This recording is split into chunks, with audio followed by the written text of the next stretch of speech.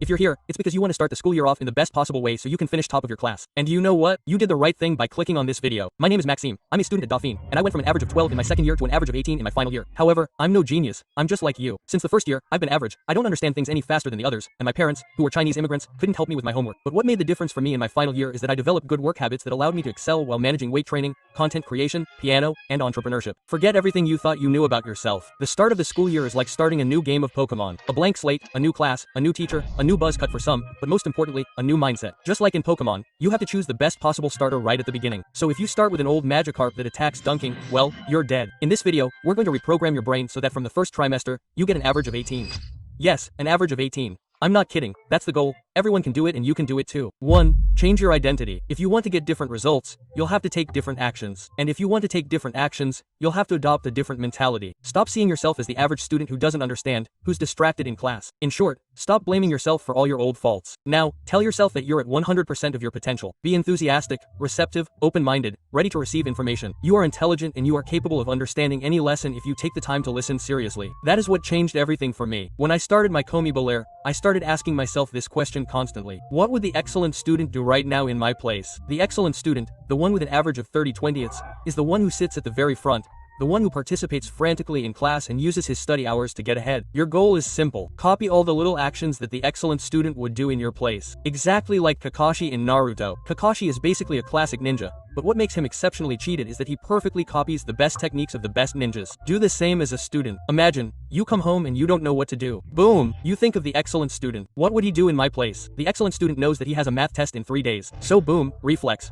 What does he do? He takes out his math textbook and does exercises straight away. This kind of thinking and micro decision making has to become a reflex. Maybe you weren't the best student to begin with. So what does that change? Become an imposter. Pretend you already are. You're the good, productive student who participates, gets ahead, organizes yourself well, and is concerned about getting good grades. And by repeating the good actions, why do you know that they are good actions? Because that's what any excellent student would do. And well, you end up becoming the excellent student for real. It's exactly the same principle as fake it until you make it. Your habits shape your identity, and your identity in turn shapes your habits. Speaking of habits, you don't need to be smarter than anyone else. Truth be told, we all have more or less the same brain. What sets us apart is our actions. In a world where everyone is mediocre, you don't need to outdo everyone else. You just need to be 1% better every day. It may not sound like much, but 1% every day, thanks to the cumulative effect, allows you to become 37 times better than you were when you started. Your actions have the effect of an increasing geometric sequence. It's a bit like weight training or running. At first, you run 1 kilometer, then 2, then 5, then 10, then 20, and then you end up running a marathon without meaning to. Conclusion. The reality is that it's the sum of the small actions that you take but that no one else does that will make the difference in the long run. You have to start your year with this mentality to get off to a good start. In Atomic Habits, James Clear says, "You don't rise to the level of your goals, you descend to the level of your systems." By systems, the author means all of your habits. Wanting to get mentally, grades or to be top of the class may motivate you, but that's not what will directly help you succeed. On the other hand, establishing solid, categorical habits that suit you and that you really stick to is what will propel you from the first trimester to the end of your schooling. But how do you establish these habits when you have no discipline? Here are 5 tips that help me, that you can apply right afterward, and that really work. 1. Start small. Do you want to review your lessons every night? Don't start right away with 1 hour 30 minutes. Just start with 5 minutes. The goal is not to disgust yourself and force yourself like a big nervous turd. It's simply to get into the habit of having a date with yourself. The most it's hard, it's the beginning. So if you can manage to do these 5 minutes every day, you can do 10, 15, 1 hour, 5 hours, even 1,000 hours. And even when you're lazy or tired, just do this bare minimum. Consistency always beats intensity. Going in the right direction is more important than anything else. Make the work obvious and easy. Keep your room, notebooks, and textbooks tidy and organized. Eliminate all distractions from your room and write down your most important tasks for the day on a post-it note. The more you remove the friction that separates you from taking action, the more inclined you'll be to take action. Organize your desk. Put the textbook on the right page. 3.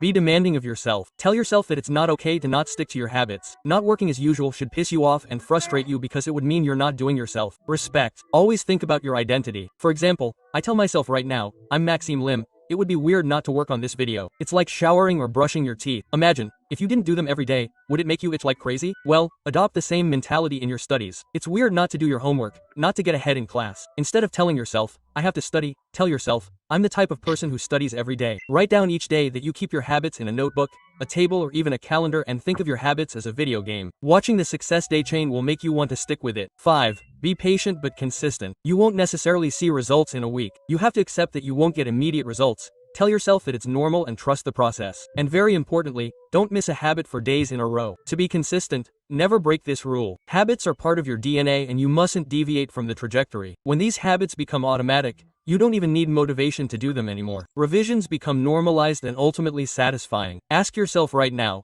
what habits could I put in place today to make long-term progress? Start now so you don't regret it. 3. Adopt a serious attitude. Many students start revising for their exam a few days before, or even worse the day before. Never do that. I'm going to share with you an effective piece of advice for prepare for your tests like a god.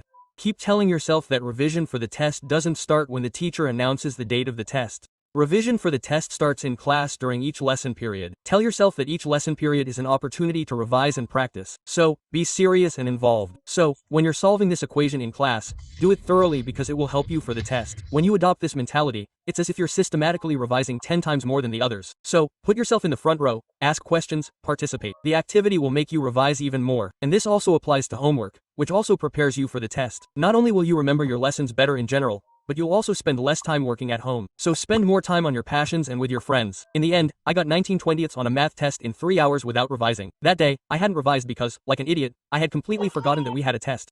And if that happened, it's not because I'm a genius. I was simply 100% focused the entire time in class. While the others revised days before the test, my revision had already started 3 weeks before. So paradoxically, I was at an advantage over those who had actually revised. 4. Can you figure out why? Without a deep-seated reason, even the best organization would end up collapsing after a few weeks. Without fuel, a car doesn't move. So why? It's the reason that keeps you going. Even when you're unmotivated, sad, tired, even when everything in your life is going to hell. Unlike motivation, the why doesn't change. It's immutable. It will stay with you and it will continue to give you strength despite the days, months, seasons, and years. It can be a dream, ambitious, getting into school, going abroad, a passion that pushes you to get good grades so you have free time or even revenge on yourself or all the people who didn't believe in you. Once you've found your why, write it down and reread it regularly, whether in a notebook or on your phone's wallpaper. It will be your mental fuel. 5. Your environment. Imagine you're running a marathon. It's tough, you're sweating, you haven't had a drink in 2 hours and your legs are on fire. And then, at the 30th km, what do you see? A bus parked on the side with the door wide open, with air conditioning and cold drinks.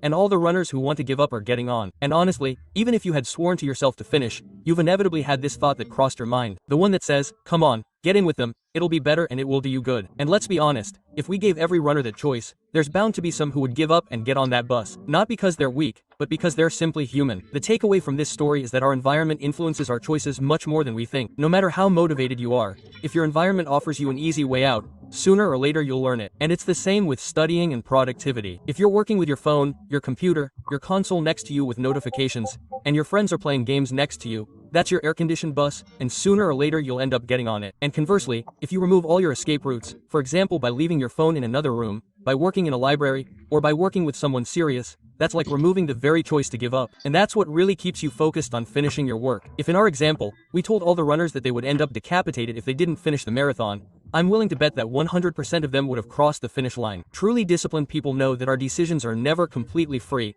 never guided by pure will, but rather by what surrounds us. You don't decide, you react to your environment, to what's offered to you. You think you have control when in reality you don't even control your options. So choose carefully and you will truly choose all your decisions. Here are 5 tips that I apply today and that work for me to stay disciplined. I optimized my office so that it was only used for work. I removed everything that had nothing to do with my classes or personal projects. The cleaner your space is, the more your brain will associate it with concentration. I choose productive areas to work. This could be the university library, the information center, the study room, the detention room, or even a quiet cafe. Because in these places, the norm is to work, not to have fun. Every evening, I would pack my bag. On a sticky note, I would write down everything I had to do for tomorrow. That way, the next day, I would get straight to work. I also surround myself with serious study partners. Sitting next to someone who is focused encourages you to imitate their behavior. And finally, I control my digital environment. I have deleted all unnecessary applications from my phone. If you want to remove access to short videos on TikTok, Instagram, and YouTube, install the Beeper application, which allows you to access messaging without the videos that distract you. You can install Forest if you want to block your work time. Doing this is the equivalent of removing the famous air-conditioned bus from our example. So there you have it. If you apply everything I've told you,